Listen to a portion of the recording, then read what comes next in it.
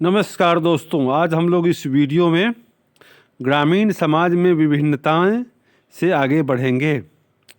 तो मैं इस चैनल पे आपको एनसीईआरटी हिस्ट्री पढ़ाता हूं और लाइन बाय लाइन पढ़ाता हूं ताकि एग्जामिनेशन में आपको कोई भी प्रश्न छूटे नहीं। और एक ही चैनल पे स्टैंडर्ड 6 से लेकर के स्टैंडर्ड 12 तक का एनसीईआरटी का हिस्ट्री अपलोड है, ये आपको मिल जाएगा।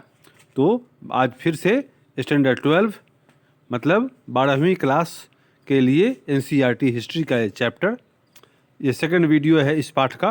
तो आगे बढ़ते हैं। ग्रामीण समाज में विभिन्नताएं। यद्यपि खेती की इन नई तकनीकों से उपज तो बढ़ी, लेकिन इसके लाभ समान नहीं थे।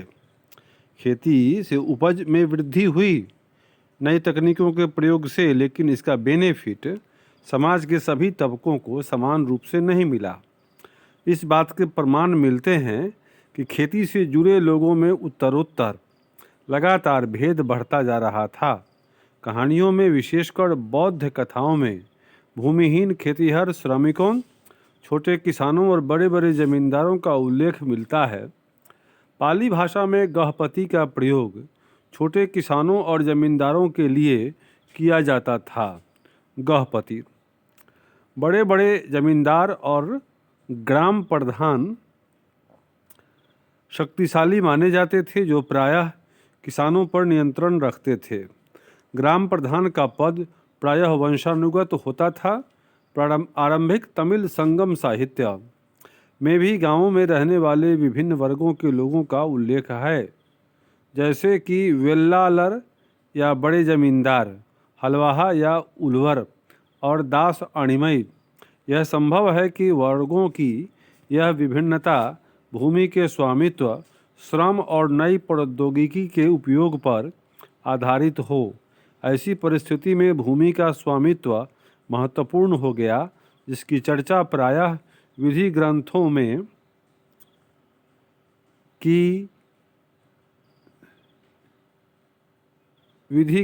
में की जाती थी।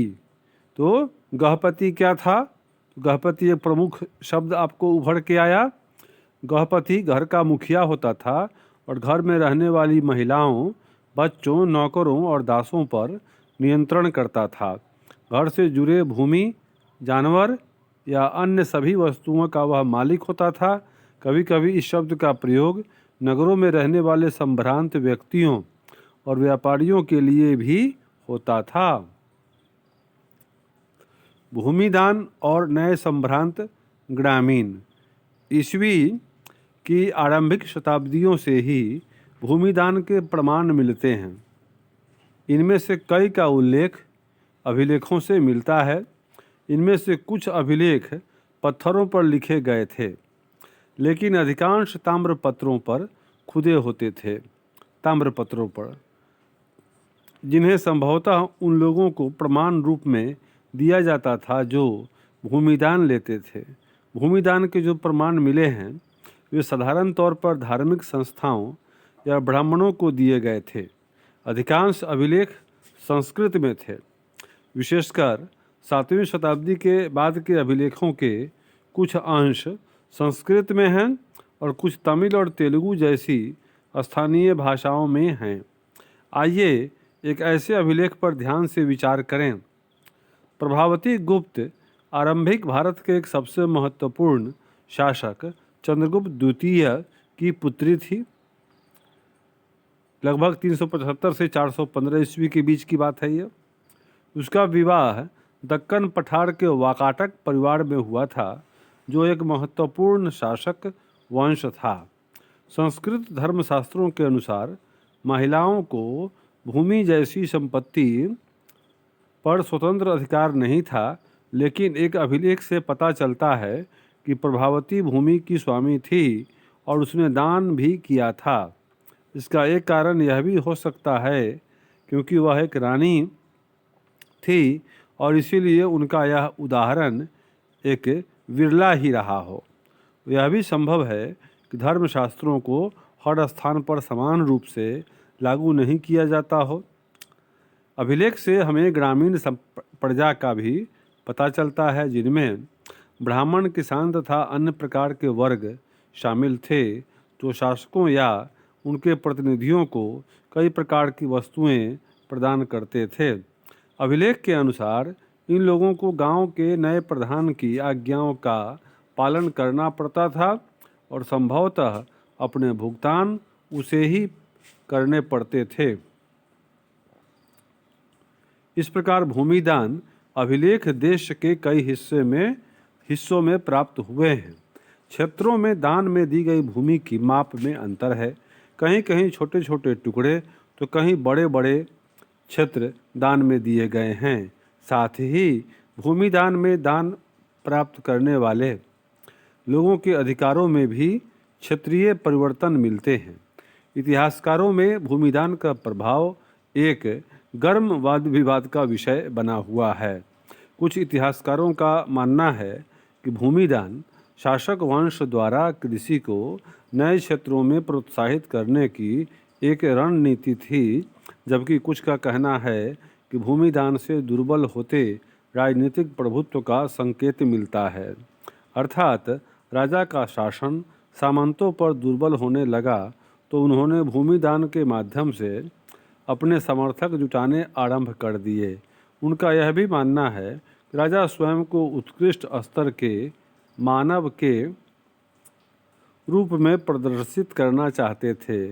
उनका नियंत्रण ढीला होता जा रहा था, इसलिए वे अपनी शक्ति का आडंबर प्रस्तुत करना चाहते थे। भूमिदान के प्रचलन से राज्य तथा किसानों के बीच संबंध की झांकी मिलती है, लेकिन कुछ लोग ऐसे भी थे जिन पर अधिकारियों या सामंतों का नियंत्रण नहीं था, जैसे कि पशुपालक, संग्राहक, शिकारी, मछुआरे, शिल्पकार, घुमक्कड़ तथा लगभग एक ही स्थान पर रहने वाले और जगह जगह घूमकर खेती करने वाले लोग। सामान्यतः ऐसे लोग अपने जीवन और आदान प्रदान के विवरण नहीं रखते थे, इसलिए उनके विषय में ऑथेंटिक फैक्ट नहीं है पता। नगर एवं व्यापार।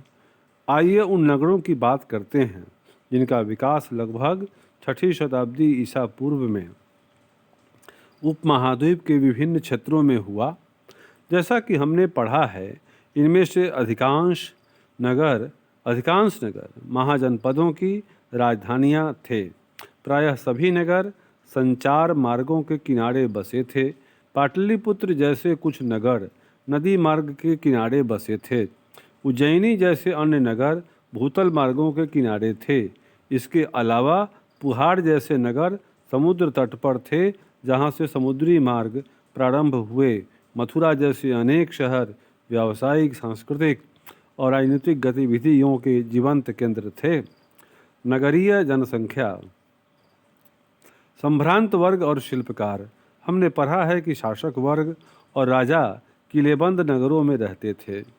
यद्यपि इनमें से अधिकांश स्थलों पर व्यापक रूप से खुदाई करना संभव नहीं है, क्योंकि आज भी इन क्षेत्रों में लोग रहते हैं, लेकिन फिर भी यहाँ से विभिन्न प्रकार के पुरावशेष प्राप्त हुए हैं। इनमें उत्कृष्ट श्रेणी के मिट्टी के कटोरे और थालियाँ मिली हैं, जिन पर चमकदार कलाई चढ़ी है। इन्हें उत्तरी कृष्ण मार्जित पात्र कहा जाता है।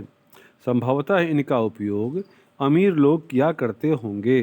साथ ही सोने, चांदी, कांस्य, तांबे, हाथी दांत, शीशे जैसे तरह तरह के पदार्थों के बने गहने, उपकरण, हथियार, बर्तन, सीप और पक्की मिट्टी मिली हैं।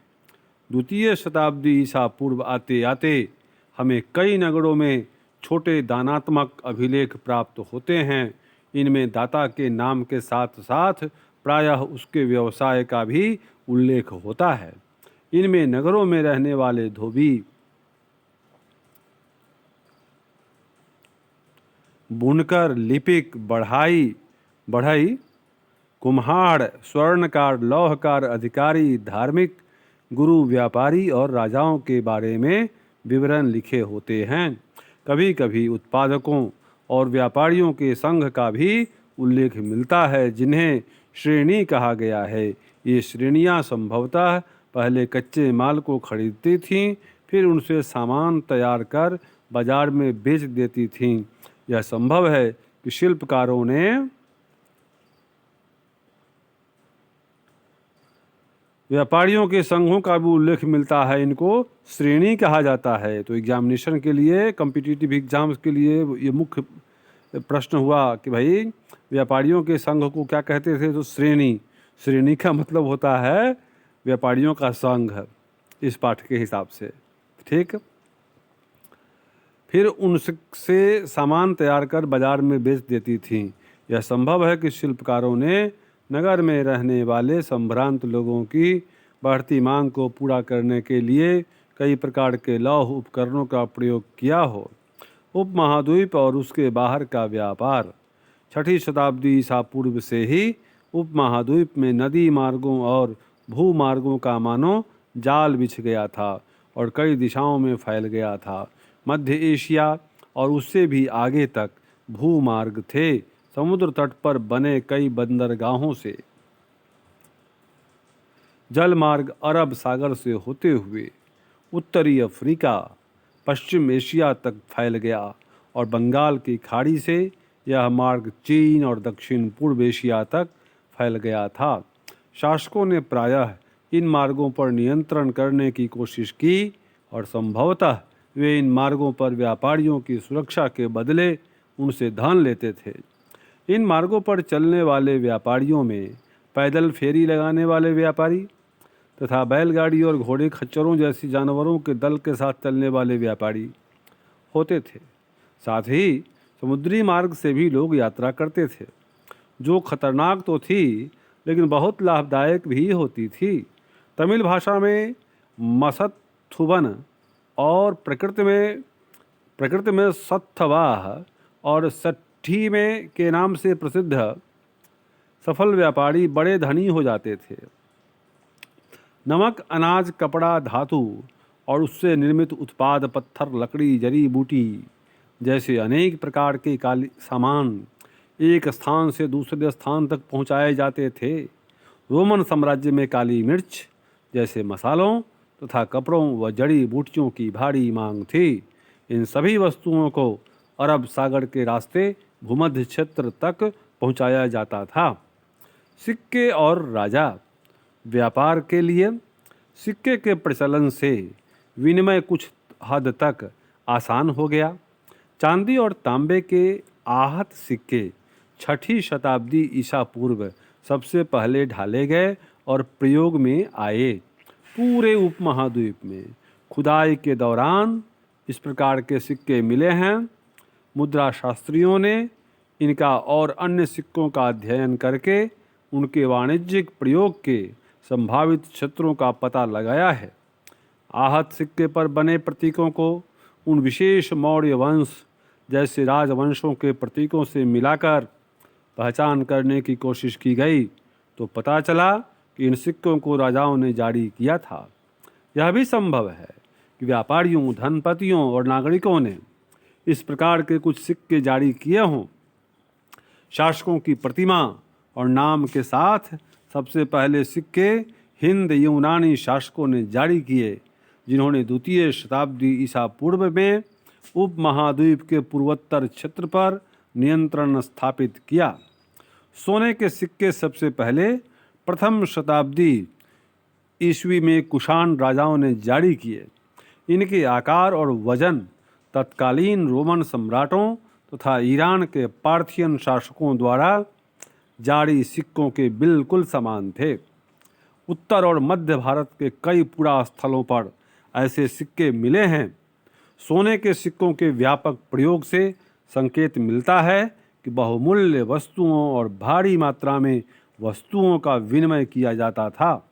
इसके अलावा दक्षिण भारत के अनेक पुरा स्थलों से बड़ी संख्या में रोमन सिक्के मिले, जिनसे यह स्पष्ट है कि व्यापारिक तंत्र राजनीतिक सीमाओं से बंधा हुआ नहीं था, क्योंकि दक्षिण भारत रोमन साम्राज्य के अंतर्गत न होते हुए भी व्यापारिक दृष्टि से रोमन साम्राज्य से संबंधित था। पंजाब और हरियाणा जैसे क्षेत्रों के यौधेय 1म शताब्दी ईस्वी कबायली गणराज्यों ने भी सिक्के जारी किए थे। पुराविदों को यौधेय शासकों द्वारा जारी तांबे के सिक्के हजारों की संख्या में मिले हैं, जिनसे यौधेयों की व्यापार में रुचि और सहभागिता परिलक्षित होती है। सोने के सबसे भव्य सिक्कों में से कुछ गुप्त शासकों ने जारी किए। इनके आरंभिक सिक्कों में प्रयुक्त सोना अति उत्तम था। इन सिक्कों के माध्यम से दूर देशों से व्यापार विनिमय करने में आसानी होती थी, जिससे शासकों को भी लाभ होता था। 6वीं शताब्दी ईस्वी से सोने के सिक्के मिलने कम हो गए। क्या इससे यह संकेत मिलता है कि उस काल में कुछ आर्थिक संकट पैदा हो गया था? इतिहासकारों में इसे लेकर मतभेद है। कुछ का कहना है कि रोमन साम्राज्य के पतन के बाद दूरवर्ती व्यापार में कमी आई, जिससे उन राज्यों, समुदायों और क्षेत्रों की संपन्नता पर असर पड़ा जिन्हें दूरवर्ती व्यापार से लाभ मिलता था। अन्य का कहना है कि इस काल में नए नगरों और व्यापार के नवीन तंत्रों का उदय होने लगा। उनका यह भी कहना है कि यद्यपि इस काल के सोने के सिक्कों का मिलना तो कम हो गया, लेकिन अभिलेखों और ग्रंथों में सिक्के का उल्लेख होता रहा। क्या इसका अर्थ यह हो सकता है कि सिक्के इसलिए कम मिलते हैं क्योंकि वे प्रचलन में थे और उनका किसी ने संग्रह करके नहीं रखा? मूल बातें, मेन फैक्ट्स। अभिलेखों का अर्थ कैसे निकाला जाता है?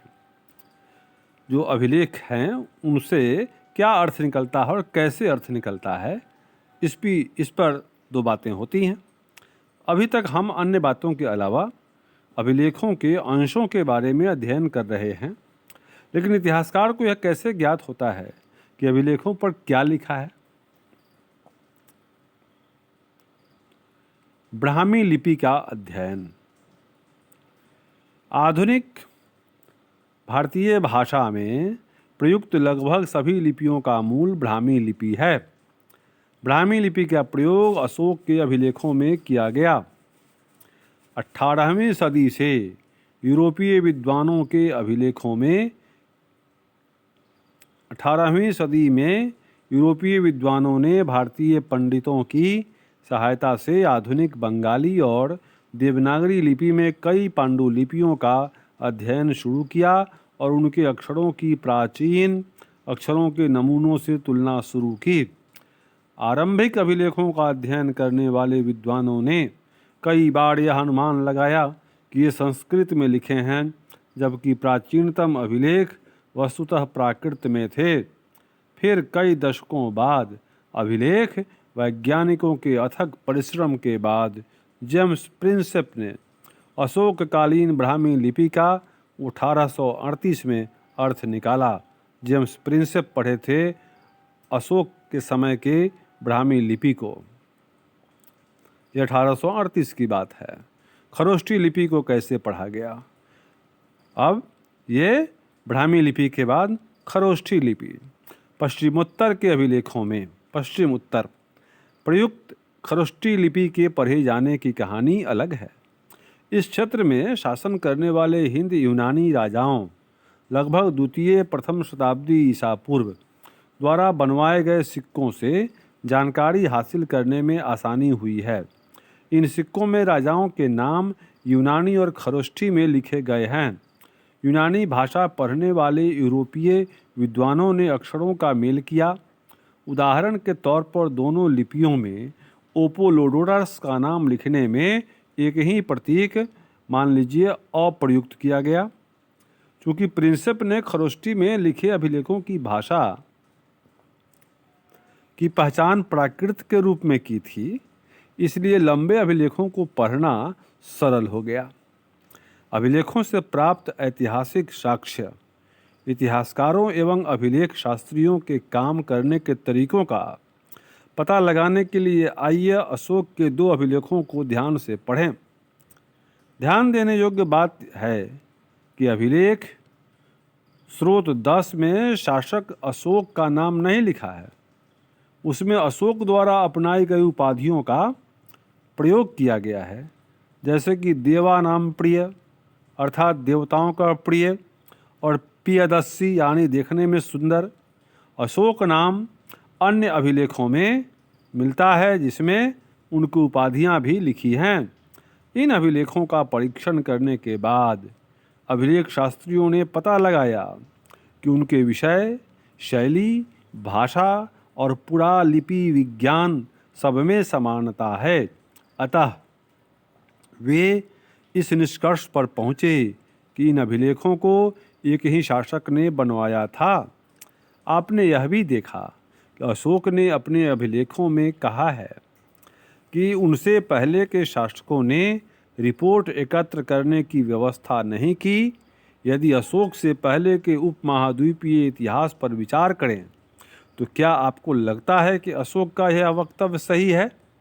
इतिहासकारों को बार बार अभिलेखों में लिखे कथनों का परीक्षण करना पड़ता है ताकि यह पता चल सके जो उनमें लिखा है वह सत्य है, संभव है या फिर अतिशयोक्तिपूर्ण है, बढ़ा चढ़ा के लिखा गया है।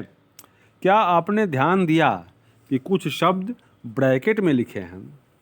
कोष्ठक में अभिलेख शास्त्री प्रायः वाक्यों के अर्थ स्पष्ट करने के लिए ऐसा करते हैं।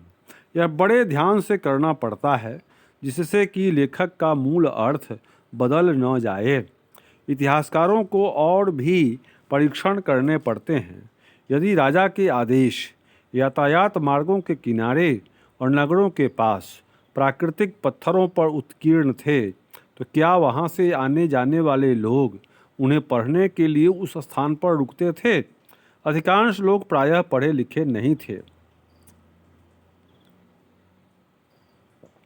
क्या पाटलिपुत्र में प्रयुक्त प्राकृत उपमहाद्वीप में सभी स्थानों पर लोग समझते थे? क्या राजा के आदेशों का पालन किया जाता था?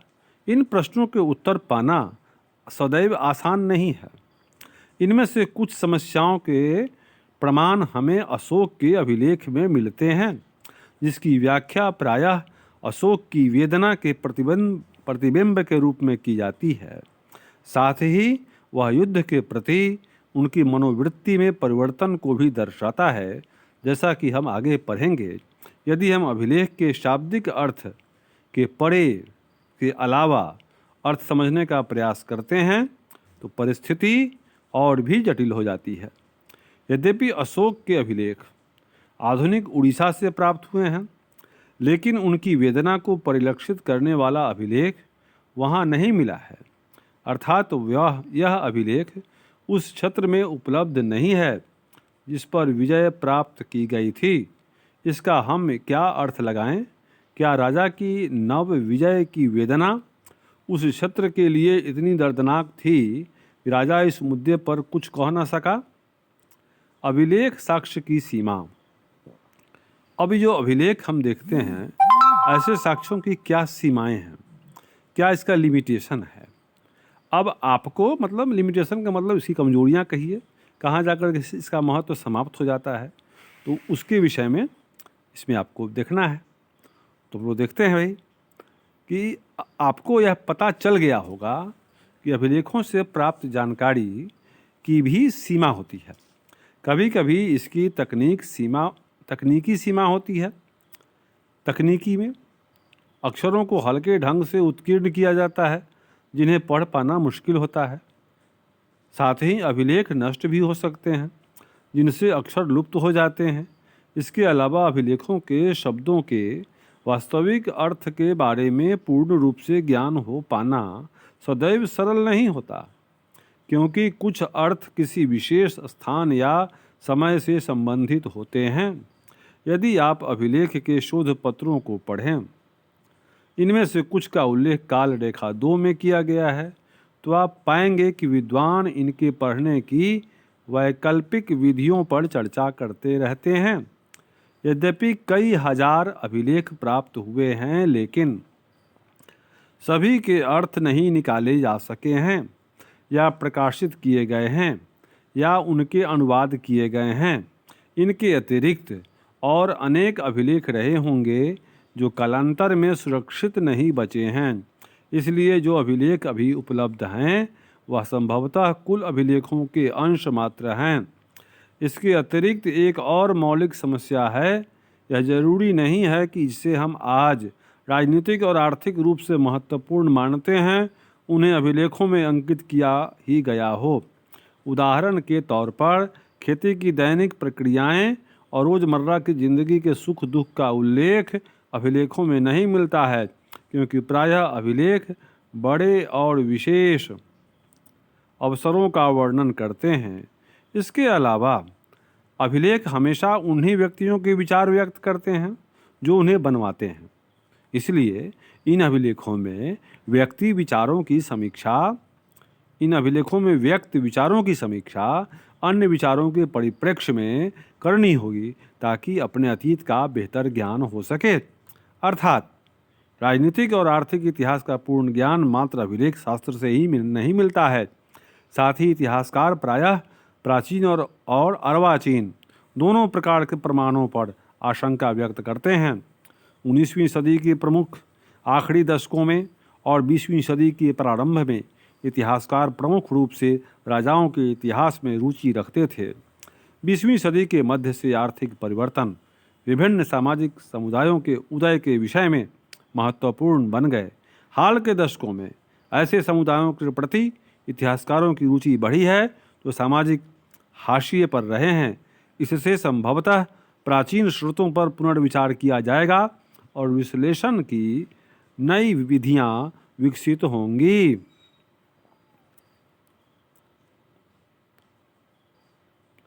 अब एक काल रेखा है, टाइम लाइन आपको दिया है, याद हो जाए तो बस कहना क्या है।